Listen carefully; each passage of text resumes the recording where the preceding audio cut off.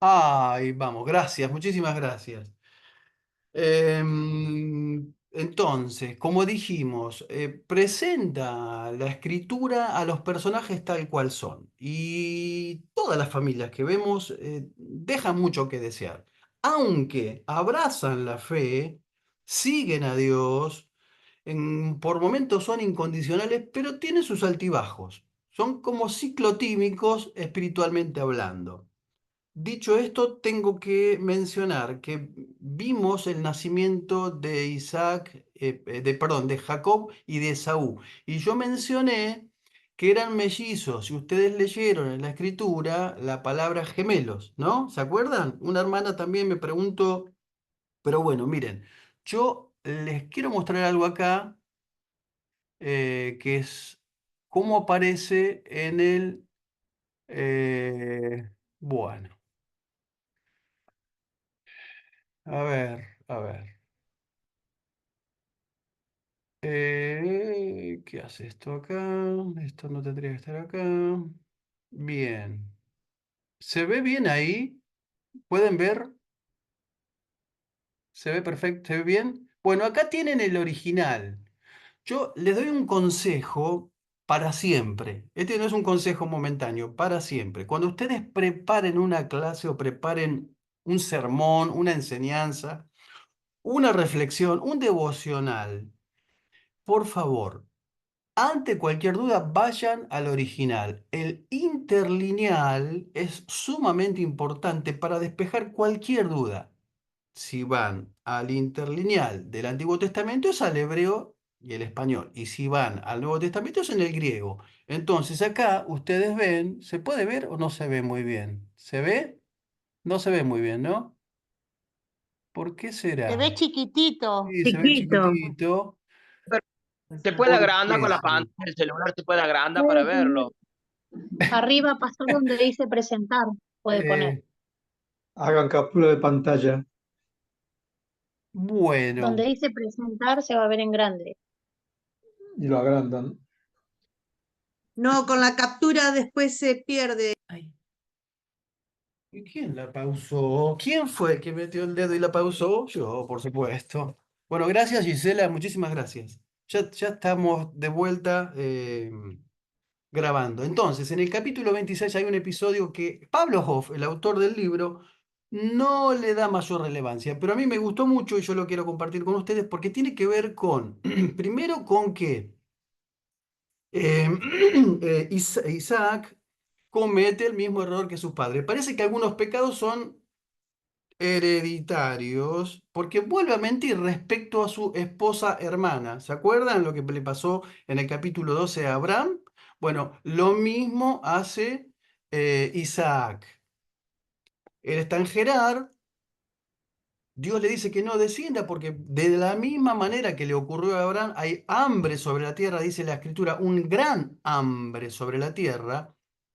Y él, otra vez, tiene miedo como el papá, miente respecto a la relación con su esposa, Rebeca, dice que es la hermana, y por supuesto, la gente, la población de ahí la deseaba porque evidentemente era muy linda, pero descubren que él la estaba acariciando en un momento. El capítulo 26 dice que estaban chichoneando, se dicen ahora los chicos, ¿no? De eso dicen los chicos. Bueno, la estaba acariciando, con lo cual, cuando vio a Abimelech eso, dijo, nadie toque a esa mujer porque no queremos maldición sobre nosotros.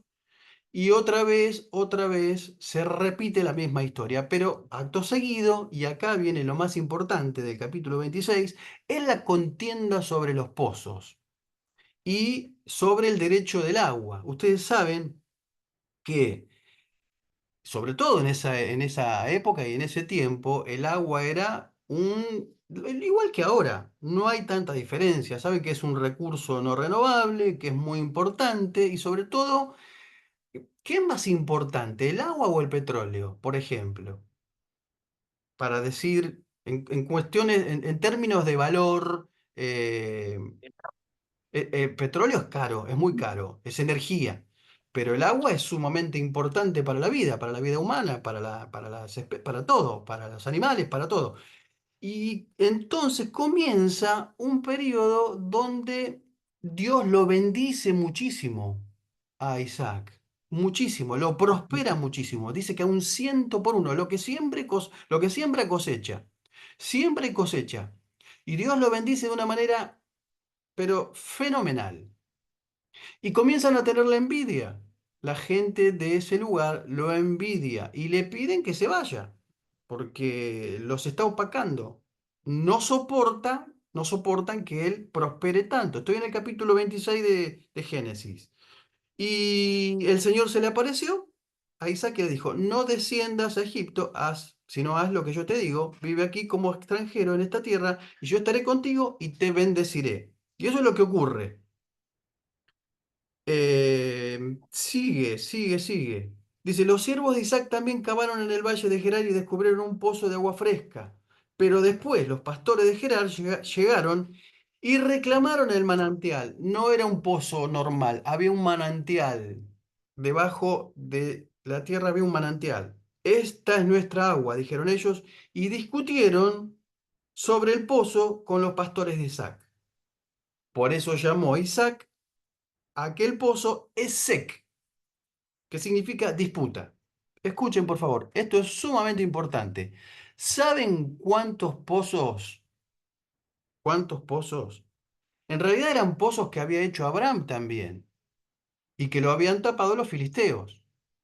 ¿Cuántos pozos en total cava Isaac? 4 pozos. El segundo, Sidna, que significa hostilidad. El tercero, en esta ocasión no hubo ningún conflicto, entonces Isaac llamó a este pozo Rehobot, que significa espacio abierto.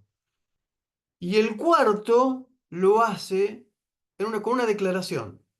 Al fin el Señor ha creado espacio suficiente para que prosperemos en esta tierra, dice. Y de allí se mudó a Beerseba, donde el Señor se le apareció de noche. Y dice en el versículo 25, y acá es el más importante, luego Isaac construyó allí un altar y adoró al Señor, estableció su campamento en ese lugar, y sus siervos cavaron otro pozo, que es el número 4. 4 pozos. Miren, yo les mencioné el otro día que había una relación entre los pozos y los altares que hizo Abraham. ¿Se acuerdan? ¿Recuerdan eso? Bueno, hay una relación entre los altares y los pozos. ¿Cuántos altares edificó Abraham en total? ¿A qué no saben? Adivinen. No adivinen porque es pecado, se lo digo yo. 4 altares. 4 altares edificó Abraham. En 12:7, 12:8, 13:8 y 22:9. Y estos altares están estrechamente relacionados con los pozos. Porque donde Abraham erigía un altar, adoraba a Dios e encontraban un pozo. Y esto es muy significativo, es muy importante, porque los pozos eran, para las futuras generaciones además, eran un recurso no solamente para este momento, sino para las generaciones futuras. ¿Cuál es la lección práctica? Que los altares que nosotros edificamos, que la adoración que está relacionada con el altar, ¿se acuerdan del primer registro de adoración dónde fue? Capítulo 22, cuando Dios le pide un hijo en sacrificio. Altar, adoración y pozos está relacionado estrechamente. Está muy relacionado. Con lo cual nosotros podríamos decir que donde nosotros edificamos un altar, donde nosotros invocamos el nombre del Señor, donde nosotros ofrecemos al Señor en fe, en obediencia, porque en eso consistía la adoración, ¿se acuerdan? Siempre habrá recursos para las futuras generaciones. Eso que hizo Abraham, lo que estableció Abraham, en el mundo material y físico, espiritualmente hablando, repercutió en las futuras generaciones en el marco de lo material y físico y en el marco de lo espiritual. Altar, adoración y pozos está relacionado. Juan capítulo 4, ¿se acuerdan el encuentro entre Jesús y la mujer samaritana? ¿Qué hacía Jesús en el pozo? Dice la escritura, dice Juan, que le era necesario pasar por Samaria. Nadie pasaba por Samaria, ningún judío, nadie, digo, ningún judío pasaba por Samaria porque no, judíos y samaritanos no se podían ni ver. ¿Y por qué le era necesario a Jesús pasar por Samaria? Porque tenía una cita con una señorita, que era esta, la samaritana. ¿Recuerdan a qué hora iba a recoger agua la samaritana? No iba de tarde, a la hora de sociabilizar como iban todas las chicas a recoger agua. Iba al mediodía, cuando el sol estaba implacable, porque no quería ser vista. Y comienza una conversación con Jesús, ¿dónde? ¿En qué lugar? En el pozo. ¿En el pozo de quién? De Jacob. ¿Se acuerdan del episodio? ¿Qué hace Jesús? ¿Qué le dice?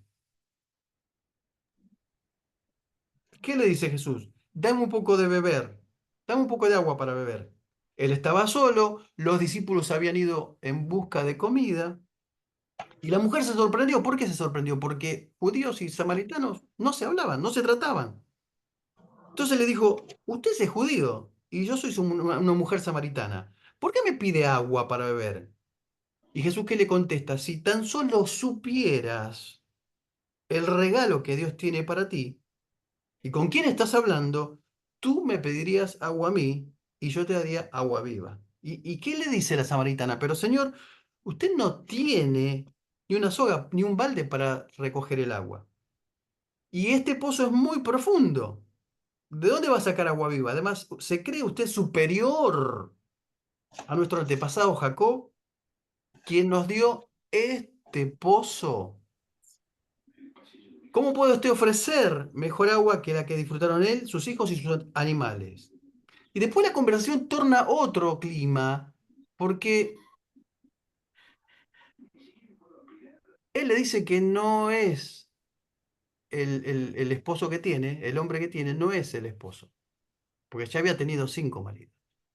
Y entonces ella le cambia la conversación, dice, no, mejor no hablemos de familia, hablemos de otra cosa, hablemos de a dónde adoramos. Porque nuestros padres dicen que debemos adorar en este monte y ustedes dicen que debemos adorar en Jerusalén. ¿Dónde es que tenemos que adorar? ¿Y qué le dice Jesús? ¿Qué es que lo... Créeme que se acerca el tiempo en que no tendrá importancia si se adora al Padre en este monte o en Jerusalén, porque se acerca el tiempo, de hecho ya está llegando, cuando los verdaderos adoradores adorarán al Padre en espíritu y en verdad. ¿Se dieron cuenta? La relación de altar, pozo y adoración. ¿Cómo termina esta historia? ¿Cómo es que termina? La mujer va, da testimonio de lo que vivió, quién era, dijo que era profeta, que le había dicho todo acerca de su vida, y muchos samaritanos creyeron. ¿Se dieron cuenta cómo miles de años atrás, alguien edificó un altar, alguien adoró, eso redundó en pozos. Y ese mismo pozo hizo posible que mucha gente comenzara a beber agua, pero agua de vida eterna. El mensaje de la samaritana a un montón de gente que no conocía a Jesús. Bueno, salimos del capítulo ahora 26 y vamos a hablar un poco acerca del nacimiento de Esaú y de Jacob, ¿no? Recuerden, recuerden, ¿dónde es que se gestó de alguna manera el encuentro entre Isaac y Rebeca. ¿En qué parte? En un pozo. Es donde el siervo pidió confirmación, ¿no? Es ahí donde de alguna manera se gestó este encuentro, porque es donde él pidió confirmación y Dios se la concedió. Ahora, recuerden, Rebeca era estéril y habían pasado 20 años después de haber conocido, de haber contraído matrimonio con Isaac, para que nacieran estos dos mellizos, que son Isaac y Jacob. Perdón, Esaú y Jacob. Y eran bastante diferentes los dos. Se dieron cuenta que, si ustedes leyeron, la personalidad, incluso uno era velludo, pelirrojo, el otro no, pero ya Dios le había profetizado a Rebeca que dos naciones antagónicas había en su seno. Es importante porque de alguna manera el nombre de los personajes bíblicos revelan su personalidad, su característica. Esaú significa velloso, peludo, y fue llamado rojo por el color de su cabello, un pelirrojo. Y fue el antepasado de los edomitas. Uno diría, pero no, deberían ser de los esaúitas. No, no, porque como fue llamado Edom, su descendencia eran los edomitas. ¿Qué pasaba con los edomitas? Y fueron enemigos de Israel, porque vamos a ver en un momento que él se casa con mujeres paganas, cosa que justamente la familia no quería, ni Rebeca ni Isaac, y él se casa con mujeres paganas. Contrae matrimonio, de esa unión vienen los edomitas que sobre todo van a ser de mucha mala influencia y de mucha cuestión bélica en la época de David. David tiene dos enemigos muy grandes, los filisteos y los edomitas. Y Jacob significa el que toma por el calcañar o suplantador, por haber suplantado la primogenitura. Acá hay un trama que es muy interesante también, porque ¿robó la primogenitura o en realidad Esaú la menospreció?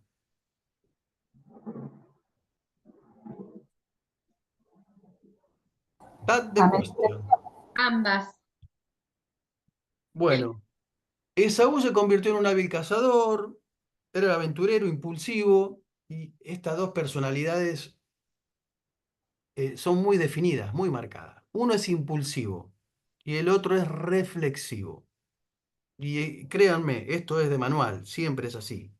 El impulsivo pierde, siempre. Y el reflexivo gana, en todas las áreas de la vida. La persona impulsiva siempre lleva la de perder. Porque no puede razonar, no tiene inteligencia emocional. Es impulsivo. En cambio, el reflexivo siempre va a estar en ventaja. Pero en realidad dice la escritura que Esaú menospreció mire qué palabra interesante, el menosprecio, quitarle el valor a algo tan sagrado como la primogenitura. Ahora, eh, la primogenitura tenía tres características muy importantes. Primero, que el primogénito era el hijo, por supuesto, más importante por ser el primero, pero tenía que ver también en administrar sobre lo económico.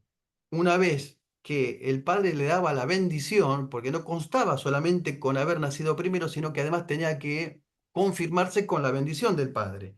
Entonces, lo primero una de las características era que tenía que ver con la administración de lo económico. Lo segundo, que tenía que ver con lo social.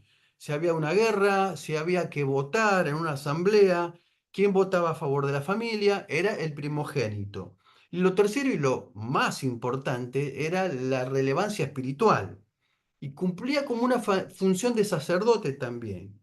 Y cuando se convocaba a cada casa, a cada tribu, el primogénito era el más importante y el que de alguna manera llevaba la función del sacerdote. Y cuatro, no menos importante, también era que debía casarse no contraer básicamente matrimonio con mujeres paganas. Eso era una cosa, pero muy, muy, muy importante. ¿Por qué? Sobre todo en la zona de Canaán. Recuerdan ustedes que las mujeres de Canaán habían recibido, lamentablemente, por herencia la maldición ¿de quién? De Canaán, de Canaán, del hijo de Cam. ¿Se acuerdan? Cam, Sem, Cam y Jafet, donde recayó la maldición sobre Canaán. Bueno, Perdón, pastor, ¿puede repetir a partir de lo que dijo de la cuarta? Porque hay problemas con el audio. No sé si me pasa a mí sola. bueno, ¿no? ¿Todos tienen problemas con el audio? No, bueno, vamos. La cuarta tiene que ver con la responsabilidad principal de no contraer matrimonio con mujeres paganas. Eso es la cuarta. Y lo que dije es que justamente mujeres paganas en ese momento contextual tenía que ver con las mujeres de Canaán, que habían recibido por herencia la maldición de justamente de Canaán, del hijo de Cam. Sem, Cam y Jafet fueron los hijos de Noé. Cam fue quien vio la desnudez de su padre y la maldición recayó sobre Canaán. Por eso eran lamentablemente malditas las mujeres cananeas. Entonces él dijo, a mí eso de la religión no me va, eso de lo espiritual no tiene ningún sentido para mí, y entonces menospreció la primogenitura. Eh, pasa el tiempo, va pasando el tiempo y Isaac se vuelve viejo y ciego. Ya estamos en el capítulo 27. Estamos en el capítulo 27. Se vuelve viejo y ciego. Entonces, la primogenitura no solamente se ganaba por haber nacido primero, sino que se confirmaba con la bendición del padre. Eso es muy importante que lo sepan. Se hacía oficial. La legalizaba de alguna manera con la bendición del padre. Y era ahí cuando el padre, de alguna manera, delegaba toda la responsabilidad sobre el primogénito. Llegaba a ser una especie de segundo papá. ¿Sí? Bueno, sintiendo que podía morir pronto, resolvió dar la bendición sobre la primogenitura y le pidió que saliera al campo a matar un venado y se lo preparara. Ustedes conocen la historia, la leyeron seguramente y han escuchado muchas predicaciones acerca de lo que ocurrió acá. Bueno, concretamente la familia planificada en el cielo está haciendo un desastre en la tierra, porque como vimos, y lo mencionamos la vez pasada, Rebeca tenía preferencia por Jacob e Isaac tenía preferencia por Esaú.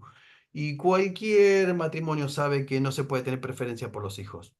A pesar del carácter, de la personalidad, eso trae conflicto, trae roces y trae resentimientos.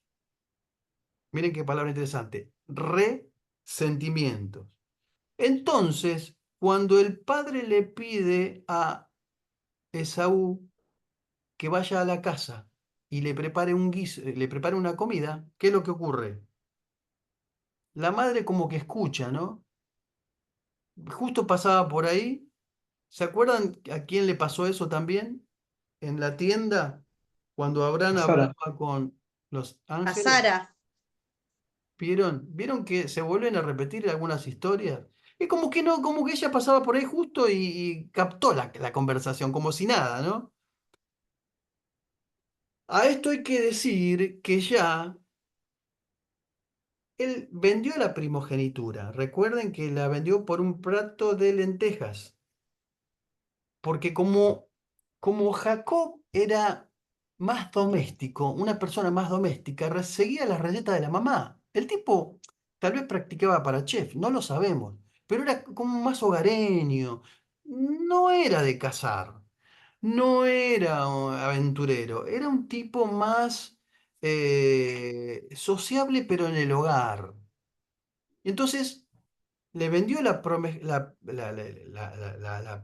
primogenitura en realidad dice que la menospreció. Entonces, Hebreo dice que después con lágrimas trató de recuperarla, pero no hubo lugar para el arrepentimiento. Pero cuando habla eso acerca de este episodio, el libro de Hebreos, no está hablando del arrepentimiento de él, sino del arrepentimiento del padre, que ahora vamos a ver, de Isaac. Entonces, madre e hijo, ¿qué hacen? Conspiran frustrar el plan. ¿Por qué? Porque Rebeca quería la bendición del padre para Jacob. Porque tal vez de alguna manera, y no estoy justificando, ella vio que era mucho más responsable y espiritual Jacob. Aunque Dios ya le había dicho quién iba a servir en el vientre cuando quedó embarazada, que el mayor iba a servir al menor. Entonces, conspiran este plan, le pone la ropa de Saúl, le pide a Jacob que mate un cabrito. ¿Y qué le había pedido Isaac? ¿Qué le había pedido a Esaú? Un venado. Pero ellos le preparan un cabrito. ¿Es lo mismo o no es lo mismo?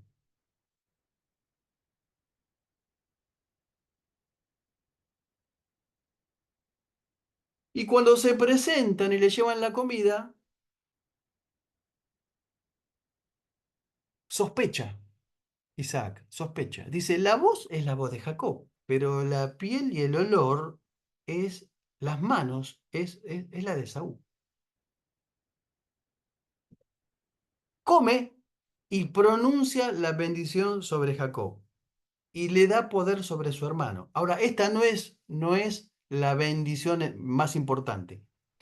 Va a haber una segunda bendición antes que él tenga que huir de la casa. Pero la cuestión más conmovedora es cuando viene Saúl con la casa a prepararle la comida y se le lleva la comida y ya el padre había comido. Entonces dice, esto pasó. Ahora, miren qué interesante porque ¿cómo hicieron la mamá y el hijo para preparar tan rápido y dónde consiguieron tan rápido la presa para cocinar? Bueno, parece que Rebeca algo intuía. Me da la sospecha de que algo intuía. Bueno, por supuesto, pregunta entonces Isaac, ¿quién sos? Soy tu hijo primogénito, le dice. ¿Quién trajo la comida? Pedí y recibió la bendición. Bendecime a mí también. ¿No solo tenés una sola bendición? Y dijo, Jacob me ha suplantado 2 veces. 2 veces. ¿Es cierto o es mentira? ¿Es verdad o no es verdad? Es cierto. Y de alguna manera sí, pero no, de alguna manera no. Porque si alguien menosprecia y no quiere algo que le es otorgado, alguien lo tiene que tomar. Ahora, ¿es la forma? No, Segunda pregunta, ¿Dios puede bendecir un fraude? no, No, yo creo que no. Pero la profecía ya estaba dada. Ya se sabía de antemano lo que iba a ocurrir. Y aunque la artimaña y aunque lo humano esté metido en el asunto, vieron que, porque acá se trata de volver a ayudar a Dios otra vez, como hizo Sara con Agar y con Abraham. Acá se trata de ayudar a Dios, cuando Dios ya había definido qué es lo que iba a pasar. Entonces, el plan de Dios se lleva a cabo, a pesar de los seres humanos.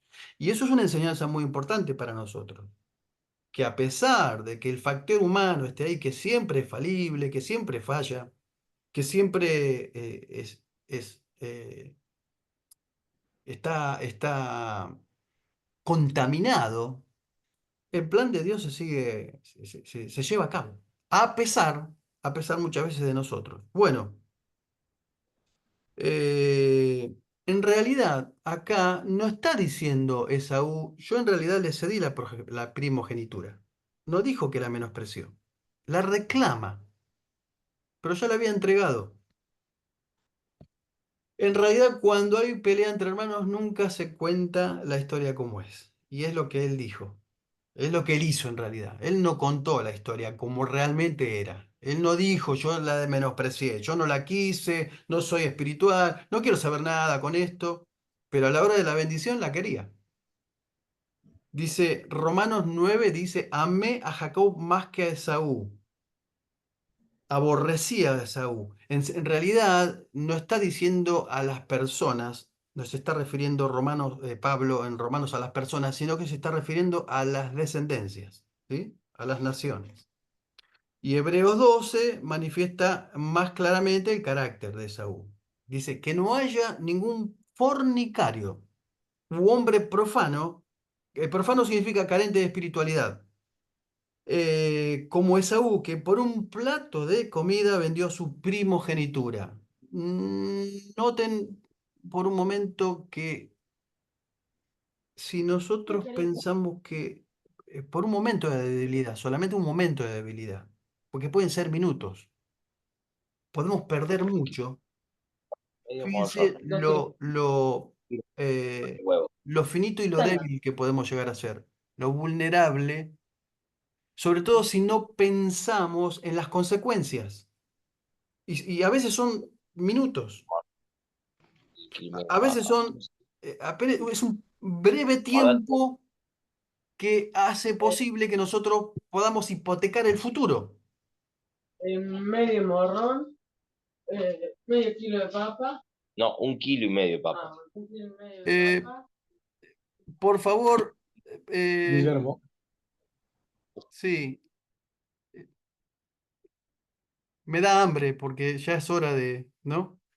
Justo estábamos hablando de Está complicado. comida, de guiso y Está complicado. claro, esto Hermano aumenta. Guillermo, diga si quiere papa blanca o papa negra. Bueno, se me hizo agua la boca de pronto, es perfecto. Te inviten. Entonces, a veces un instante, un momento de debilidad, de vulnerabilidad, que quiero decir bien, puede hipotecar nuestro futuro. El que entendió, entienda. El que entendió, entienda. Bueno, eh, entonces dice que cuando ocurrió esto, él de exprofeso, a propósito, fue y contrajo matrimonio con mujeres paganas, sabiendo que a los padres los afectaba muchísimo, los afectaba muchísimo. Bueno,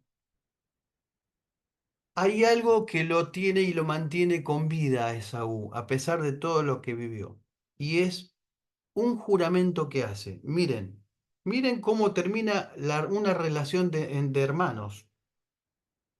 Dice, se acercan los días de duelo de mi padre, entonces mataré a mi hermano Jacob. Eso es lo que lo mantiene. ¿Puede imaginar ustedes una persona que pasa toda ahora, a partir de ahora, porque van a pasar muchos años, esperando el momento de la venganza de su hermano? Hay que vivir con eso, ¿eh?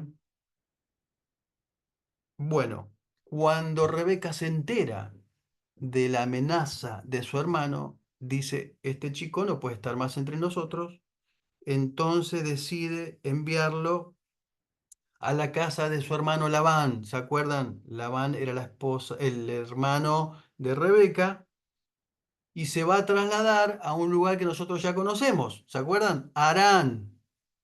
¿Quién era Harán? ¿Se acuerdan quién era? El hombre que había fallecido y que Milca se casó con Nacor, sí, digo bien, Nacor, sí. Entonces, ese lugar, que ustedes ya en geografía ya lo tienen bien aceitado, puede llamarse Harán o Padan Aram. Y ahora, antes de irse, viene la bendición, digamos, que tiene que ver y está relacionada con la bendición de Abraham. En la tercera bendición, en el capítulo 28, 3:4 dice que, eh, que recibe entonces esa promesa, eh, que tiene que ver con aquella que Dios le había hecho a Abraham en el capítulo 12. Ahora, fíjense la obsesión de los padres de que ellos busquen esposas en el marco, en el seno familiar.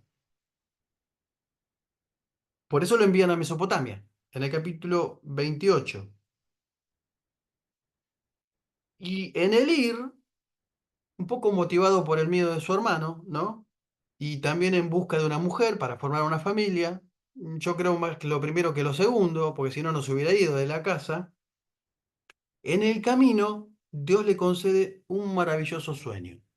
Y acá es el pasaje que todos conocemos, que es muy, pero muy importante y muy relevante, y es el sueño que consistía en la visión donde veía una escalera. Llega muy cansado a ese lugar, que se va a llamar Betel. Toma una piedra, la pone de cabecera y se acuesta a dormir.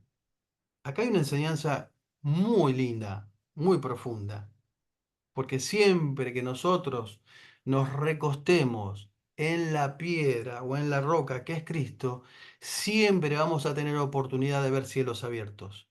Siempre vamos a tener una oportunidad de que haya una conexión con el cielo. No se puede vivir con la vida lleno de preocupaciones, llenos de ansiedades. No se puede vivir, el cristiano no podría vivir una vida correcta, en el espíritu, en el reino, si no tiene la cabeza recostada en lo eterno, en la roca, que es Cristo. Por eso dice el salmista, en paz me acostaré y asimismo dormiré, porque solo tú, Jehová, me haces vivir confiado. Eso de no poder dormir de noche no es para los cristianos, ¿eh? Lamento decirles. Podemos padecer algún tiempo de insomnio, las preocupaciones vienen a nuestra vida, somos humanos, pero eso de no poder descansar en el Señor no sería recomendable para los cristianos. La única manera de poder encontrar cielos abiertos para nosotros y esa conexión con el cielo es recostado, siempre descansando en el Señor, en la roca eterna, que es Cristo. ¿Sí? Bien. La ansiedad nunca solucionó nada, recuerden eso. Y mientras dormía, el capítulo 12 dice, soñó una escalera que se extendía desde la tierra hasta el cielo y vio ángeles de Dios que subían y bajaban por ella. ¿Qué simboliza la escalera? ¿A quién simboliza? A Cristo, quien unió la tierra y el cielo. ¿Sí? Dios se hizo carne, habitó entre nosotros y vimos su gloria. Y de alguna manera, y fue nuestra conexión por la fe con el Padre. En la parte superior de la escalera, mire, estaba el Señor, quien le dijo, yo soy el Señor, Dios de tu abuelo Abraham y Dios de tu padre Isaac. La tierra en la que estás acostado te pertenece. Te la entrego a ti y a tu descendencia.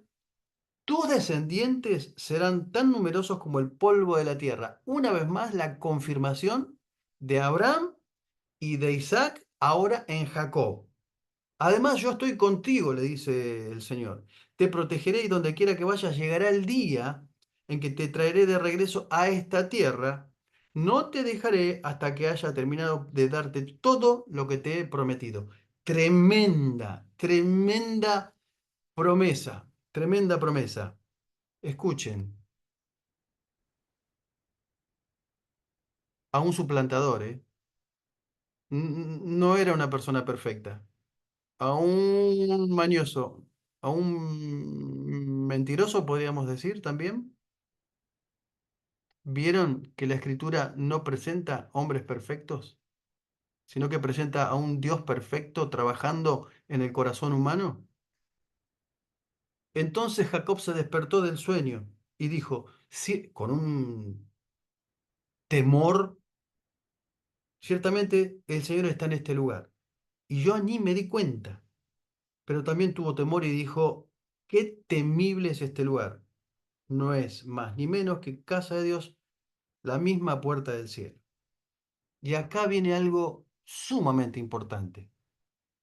sumamente importante. A la mañana siguiente, despertó muy temprano, erigió una columna conmemorativa, la piedra en la que había reposado la cabeza, y después derramó aceite de oliva sobre ella. Llamó a aquel lugar Betel, que significa casa de Dios, aunque antes se llamaba Luz o casa de luz. Luego Jacob hizo el siguiente voto: si Dios en verdad está conmigo y me protege de este viaje, y si Él me provee de comida y de ropa, y si yo regreso sano y salvo a la casa de mi padre, entonces el Señor ciertamente será mi Dios. Y esta piedra levantaré como columna conmemorativa, será un lugar de adoración a Dios. Y yo le daré a Dios la 10ª parte de todo, de todo lo que Él me dé. Bueno, ¿qué simboliza la piedra en realidad? ¿Qué simboliza esa piedra que ungió? Bueno, la piedra, la roca siempre simboliza a Cristo. Pero acá lo importante es la declaración que él hace. Él declara algo. Él declara algo. Y dice que si todo esto ocurre, él va a hacer algo. Pero hace una declaración de fe y de confianza porque está seguro que Dios lo va a hacer. Y escuchen, por favor, no tenemos dimensión muchas veces de la confesión que nosotros hacemos. Y piedra o roca, que es inmovible, que simboliza a Cristo, tiene que ver a veces con la declaración también. Ahora, declaración no es, viene un auto de alta gama de parte de Dios para tu vida, viene la mansión en Miami que Dios te prometió. Eso no tiene que ver con una declaración. La declaración que nosotros hacemos siempre tiene que ver, está fundamentada en la palabra, lo que dice Dios. Es la palabra de Dios tiene poder, no en nuestros deseos. Una vez iba Jesús caminando con los discípulos y él les saca a ellos una declaración y les dice: ¿quién dice la gente que soy? Algunos dicen que sos Jeremías, otros dicen que sos Elías, algunos dicen que sos alguno de los profetas. ¿Y Pedro qué dice? ¿Ustedes qué dicen que soy? Dice Jesús. ¿Y Pedro qué es lo que dice? Lo que dice es una declaración poderosa, pero una declaración que vino del mismo cielo, porque no se lo reveló ni carne ni sangre, sino el Padre. ¿Qué dijo? Tú eres el Cristo, el Hijo del Dios viviente. Sobre esa declaración, ¿qué hace Jesús? ¿Qué dice Jesús?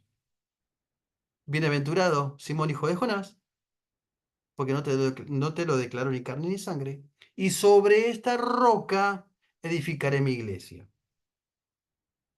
Y es el versículo más controversial para muchos, porque piensan que Pedro es la roca y el fundamento de la iglesia, y el primer papa, de hecho. Pero lo que dice Jesús es que la roca tenía que ver con la declaración que dijo Pedro. Tú eres el Cristo, el Hijo del Dios viviente. ¿Entienden la relación entre la piedra, la declaración que hizo Jacob, y la declaración que hizo Pedro, y lo que dijo Jesús acerca de la declaración de Pedro? Por eso nosotros debemos declarar fe, pero fe en lo que dice la Biblia, no fe de lo que a mí me nace humanamente. ¿Sí? Bueno, Perfecto. porque nosotros escuchamos eh, normalmente declaraciones de gente que dice llamarse profeta, pero habla del corazón humano y no habla fe basado en principios bíblicos.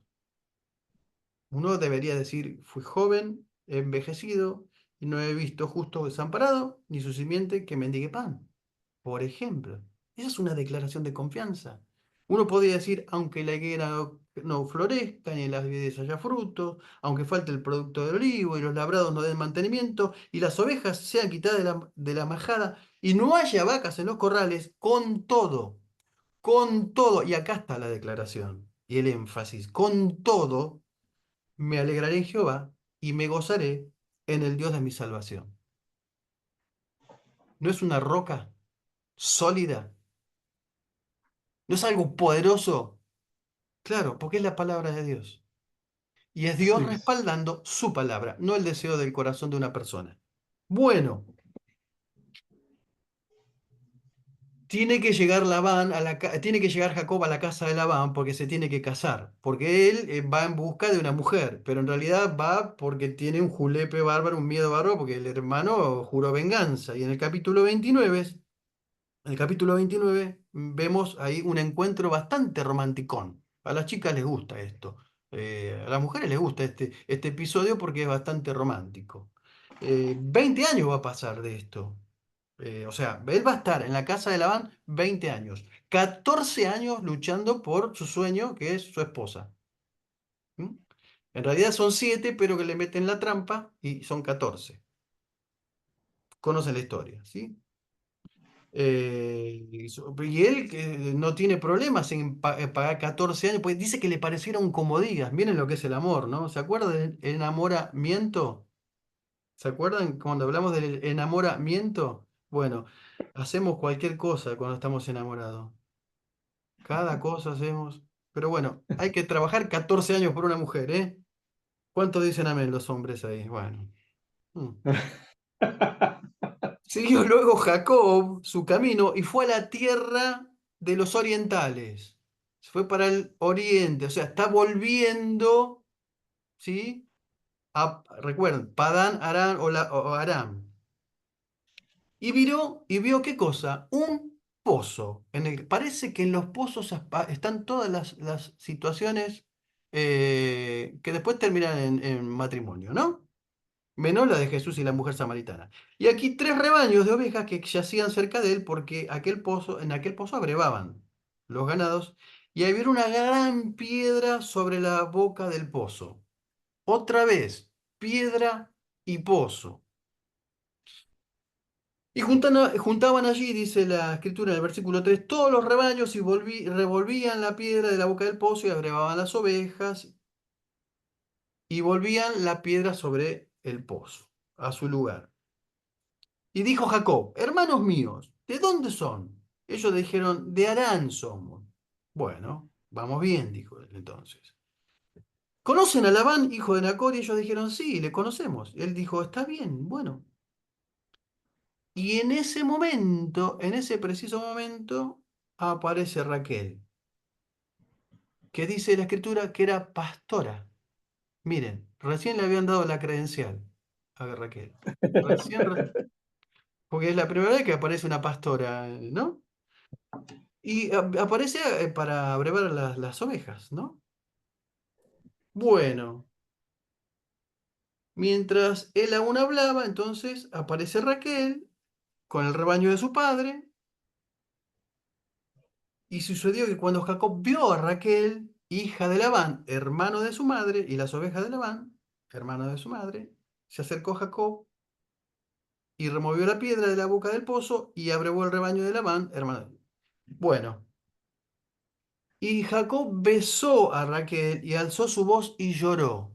Quedó flechado, ¿no? Quedó impactado sí, murió ahí en ese encuentro. Pero fue un encuentro, digamos, de parientes. Hasta acá pero evidentemente pasó Cupido, ¿no? Por ahí, como dice la Biblia. No, no existe, no existe Cupido. Bueno, cuestión. Van a la casa de Jacob.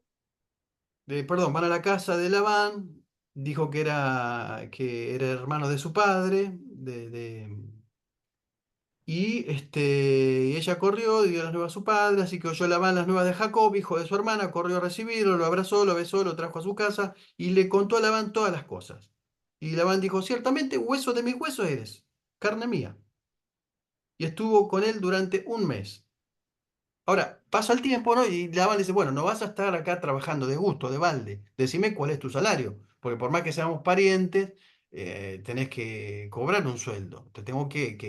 Bueno, te tengo que blanquear de alguna manera, ¿no? Y entonces, ¿qué dijo? Bueno, como Labán tenía 2 hijas, Lea era la mayor y Raquel la menor, pero Raquel era hermosa, era muy linda, y Lea tenía lindos ojos, pero no era Raquel.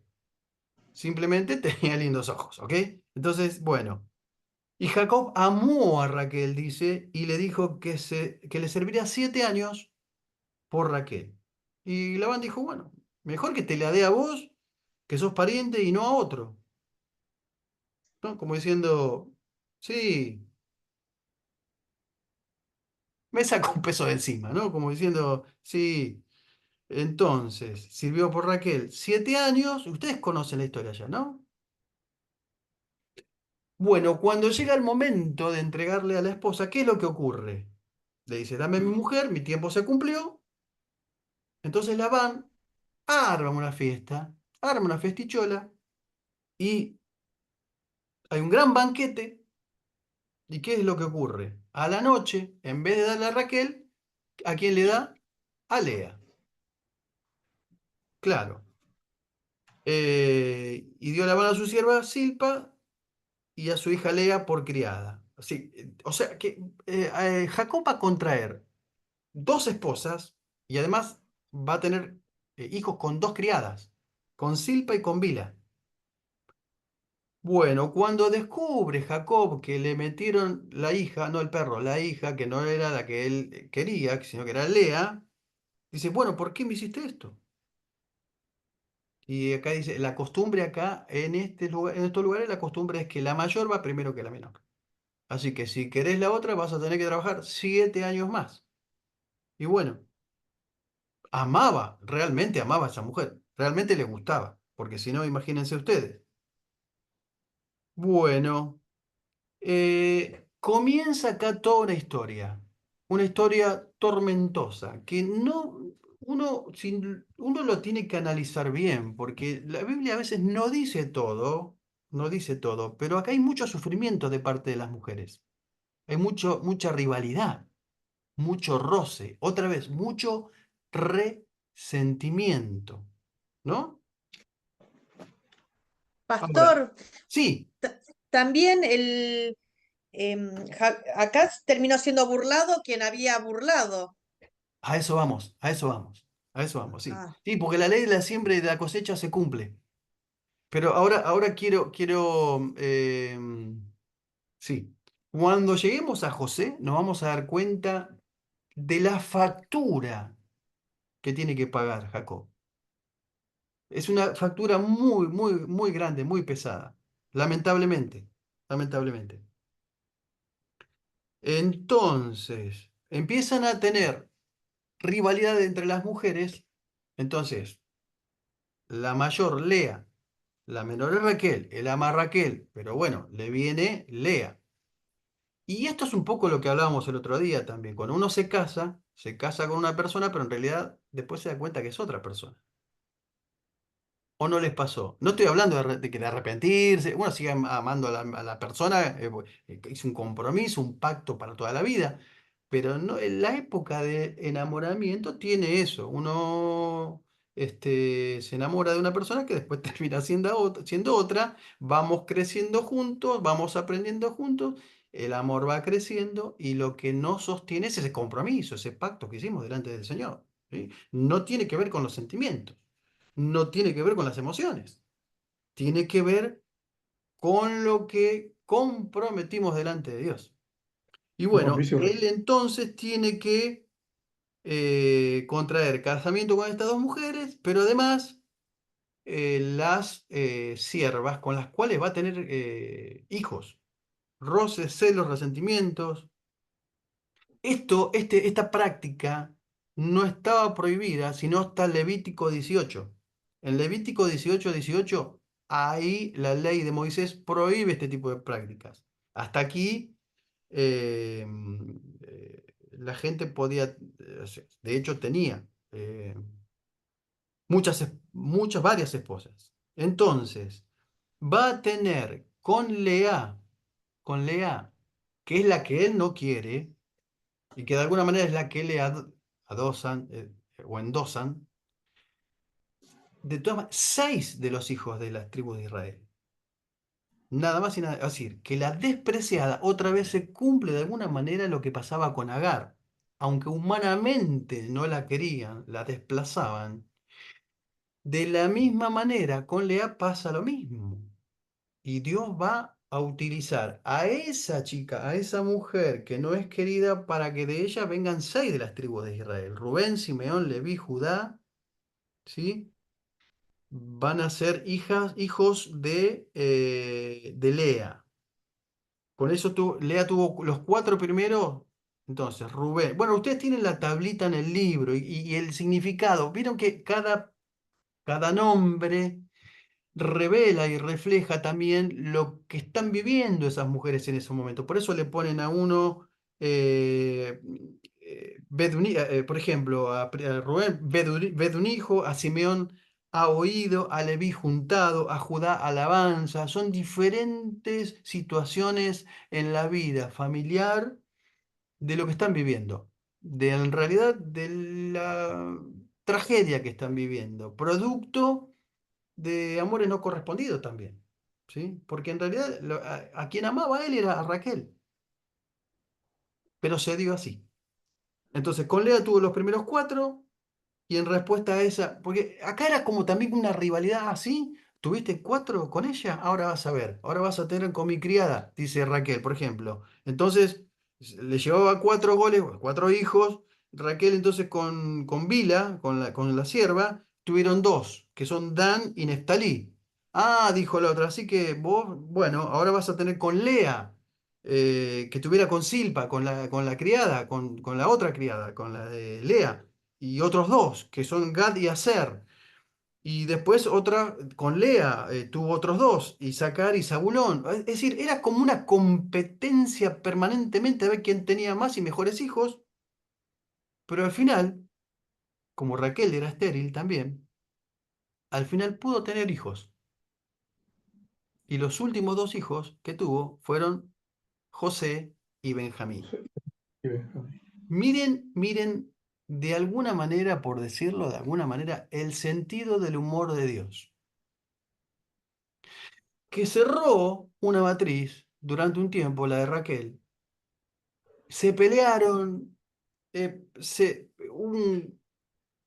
para ver quién tenía más y mejores hijos, y después hace posible que Raquel tenga a 2 hijos, ya prácticamente en su vejez. De hecho, cuando nace Benjamín, Raquel muere. Entonces, José y Benjamín son los hijos de la vejez. Por eso explica por qué José tenía una túnica de colores. En realidad, José debería haber tenido, intuyo, supongo, 2 preferencias. El primogénito, como era la costumbre y la cultura, y después José, que fue el primero que tuvo con la mujer que él realmente amaba y deseaba.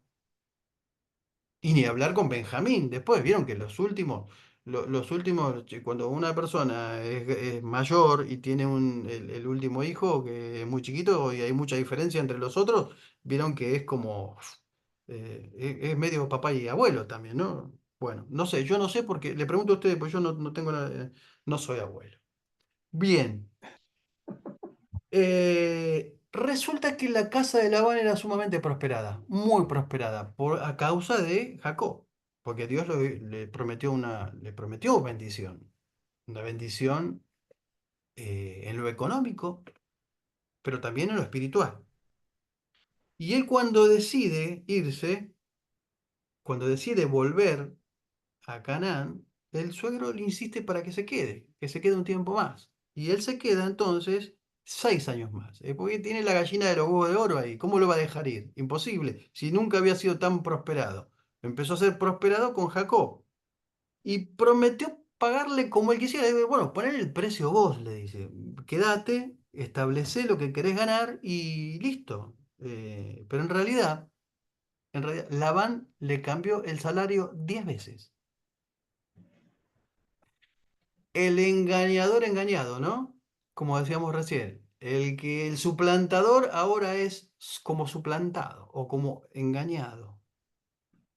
Por eso dice Pablo, no os engañéis, Dios no puede ser burlado. Todo lo que el hombre sembrare, eso también cosechará. Hacen un trato respecto a los animales. Bueno, los animales míos, los animales tuyos, Y dice, se encuentra en mi rebaño alguna oveja o cabra que no sea manchada o algún cordero que no sea de color oscuro, podrá decir que te lo robé. Le dice Jacob a Labán. Hicieron un trato ahí. Resulta que ahora las ovejas manchadas y las cabras manchadas o de color oscuro que nacieran iban a ser de Jacob y el resto de Labán. Las normales de Labán, todo el mundo sabe que siempre es la minoría eso. Está comprobado científicamente que eso nacen en menor proporción, un 20% menos.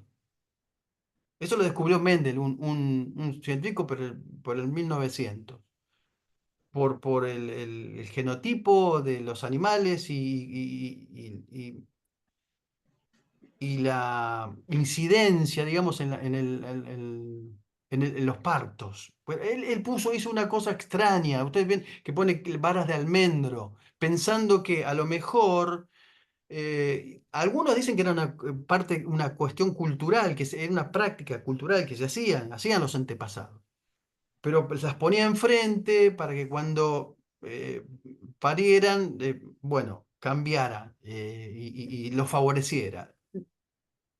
De alguna manera u de otra, Dios lo bendijo más a él. De hecho, cuando eso le dice a Labán, todas esas que tenía en el redil, las lleva como a 50 kilómetros.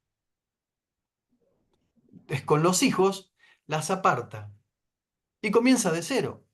Y con todo eso, de una manera sobrenatural, pero también de una manera natural, es más prosperado y él tiene mucho más ganado. Dice en el 37, 43. Fue así como Jacob llegó a ser muy rico, pues tenía grandes rebaños y también esclavos y esclavas, camellos y burro. O sea, a pesar de que le metía la trampa a Labán, él seguía prosperando. Bueno, el tema de las varas, y bueno, por fin toma la decisión de salir de la casa, Labán, porque él sabía que se estaba perjudicando. De hecho, los hijos de Labán le echaron en cara que él se estaba robando el ganado. O sea, ¿vieron cuando hay envidia o hay celos, resentimientos y lo quieren perjudicar a uno? Bueno, los hijos lo tildaban de que él era el timador y en realidad la casa de Labán prosperó porque él estaba ahí. Y siempre, siempre que un hijo de Dios, que una persona que ama a Dios, está en un lugar, lo que toca lo convierte en oro, por decirlo de alguna manera. Es decir, no hay forma, no hay manera de que la bendición que viene de parte de Dios, una no lo pueda transmitir. Es decir, uno es el reflejo de lo que tiene adentro. Uno refleja eso. No sé si se dieron cuenta ustedes. ¿Se dieron cuenta que hay gente que uno le da una Ferrari y la choca? Y después lo quieren premiar y le dan otra y la vuelve a chocar. Y después le dan otra y la vuelve a chocar. Y sin embargo, hay gente que con menos recursos, todo lo que toca lo bendice y lo bendice en gran manera. ¿Se dieron cuenta? ¿Notaron eso alguna vez? Bueno, bueno, decide irse eh, porque ya no da para más y lo habla con sus esposas y comienzan el retorno a la tierra donde tenían que volver, a Canaán, a la tierra prometida. Y le dice a las esposas, y por nuestra parte está bien, dicen ellas. De todos modos, nosotras no heredamos nada de las riquezas de nuestro padre. Él ha reducido nuestros derechos a los mismos que tienen las mujeres extranjeras. Y después de habernos vendido, derrochó el dinero que tú le pagaste por nosotras. ¿Vieron? vieron que hay gente que por más que le den y le den y le den, siempre va a dilapidar, nunca, nunca, nunca va a prosperar. Es una especie de maldición. Porque Labán no quería saber nada con Dios. No vemos en ningún momento que adora, no vemos en ningún momento que se consagra. Lo único que quería es tener la bendición en la casa, que era Jacob. Bueno, ahora Jacob tiene que volver. Quiere volver. De hecho, no puede estar más en la casa de Labán. Pero tiene un problema. ¿Cuál es el problema que tiene? El problema que tiene es que su hermano lo está esperando. Y su hermano, ¿qué había juramentado? Una Matarlo. venganza. Pero bueno, emprende el retorno y en el camino tiene una visión de ángeles protectores, al cual llamó a ese lugar Mahanaim, el famoso lugar, ¿sí? Que significa campamentos o dos campamentos, y da a entender que hay un campamento de Dios y el campamento humano, el de ellos. Es decir, que de alguna manera Dios le da esta visión para confirmarle que Él va a estar con él, que Él va a ir con él. Porque se tiene que enfrentar a su hermano, que escuchen, va a ir a su encuentro con 400 personas armadas. Bueno, ya pasaron 20 años y, y Esaú sigue con el mismo odio del principio y lo que juró parece que lo va a cumplir. Y vemos que astutamente, con mucha inteligencia y como bien reflexivo que es Jacob, envía caravanas de presentes.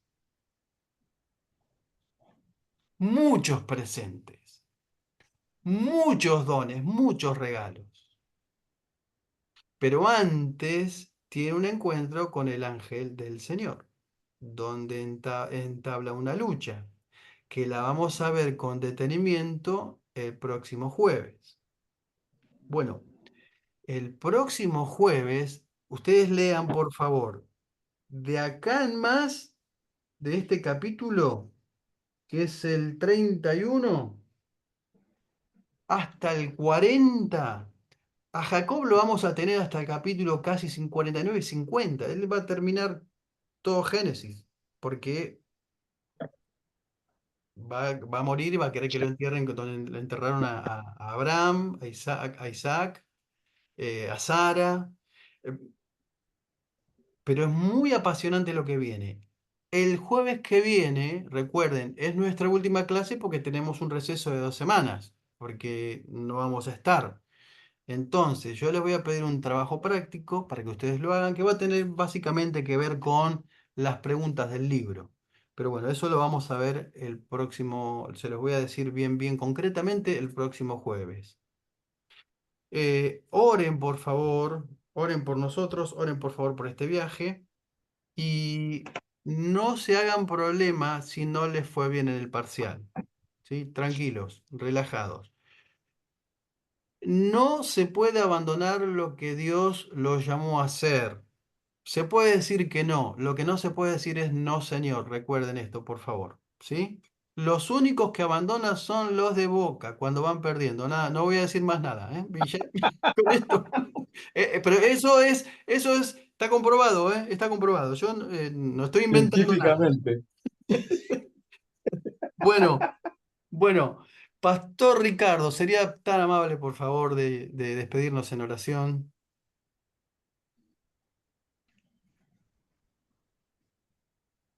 Lo tengo que desmutear. Si no,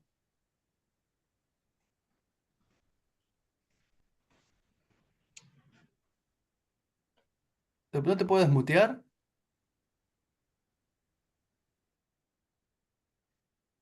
Ricardo, ¿vos te podés desmutear?